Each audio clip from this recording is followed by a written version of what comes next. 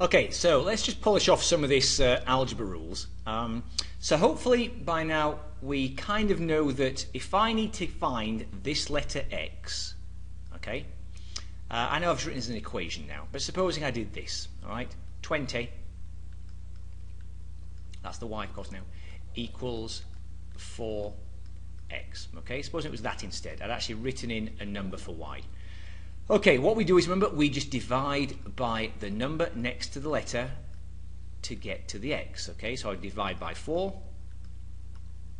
I divide by 4. And over here, of course, x would be 5. That's 20 divided by 4. Okay, that's how I do that. You divide by the number next to the letter. Now, how about this one? So you've not seen this one before. Okay. Well, I just like to think of opposites. Okay. Going back to this first one here. Okay. This was 4 times x, all right? So 4 times x. So to get to the x, I kind of did the opposite. If right now the x has been multiplied by 4, I would divide by 4 to get rid of that 4, okay? It's a multiplication. What's the opposite? Do a division. You're kind of gone, all right? It's just left by the x. Now, so this x at the moment is being divided by 4.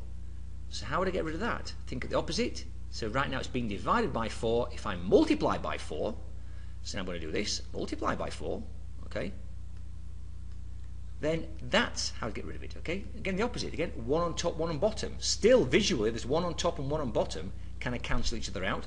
So I'd have to multiply by 4. So again, I'll do the same as this one over here. Supposing we say 20, not equal to 4x, but equal to x over 4.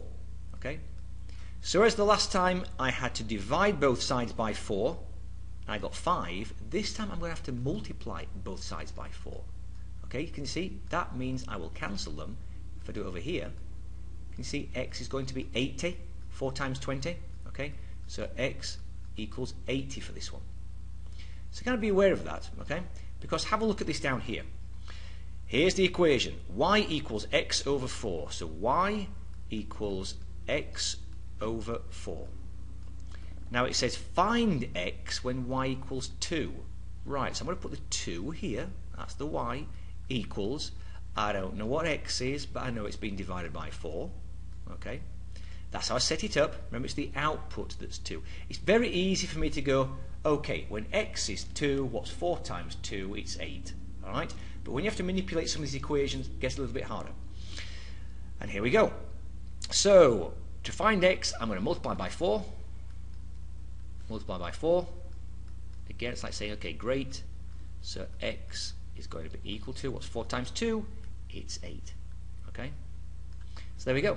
So, as I said before, if I say to you, y equals x divided by 4, and I say, okay, find y when x is 8. So, if x is 8, no real algebra here. I just divide it by 4 and I would get 2. But because they've given me the y and I have to find the x, that's always awkward. Okay? If I know what x is, finding y is fairly easy. Okay? But if I know what y is, it's finding x that's not as easy. Okay? Now then, so the basics of that is just remember this, right here. If you've got that, you're going to multiply by 4. Okay, not divide by 4, it's already been divided by 4. The opposite is multiply by 4. Now then, here we go. Last one for now. How do you get rid of a fraction next to a letter? I'm just going to say it kind of once in some ways. You use the reciprocal. Right? If this is 2 over 3, I would use 3 over 2. Okay? And here's the reason why. I might have to get up some spare, some blank space for this. I'll just erase that part of it here. Okay, I'll erase this. Okay, so right now we have determine x when p equals negative 18. Okay, so here it is. I've got p, which is negative 18, and it equals 2/3 x. So notice it's hard for me to find the x. Alright, if you know the input, it's always pretty easy to find the output. But if you've got the output, it's always a bit harder to find the input. Okay, so what did I say? I said to get that x by itself, I'm going to multiply by the reciprocal. Okay? And the reason is this, look, that will cancel with that will cancel with that. I'm just left with the x, right, there it is, but don't forget, I've still got to do it to this side as well, and that's going to involve some fraction knowledge.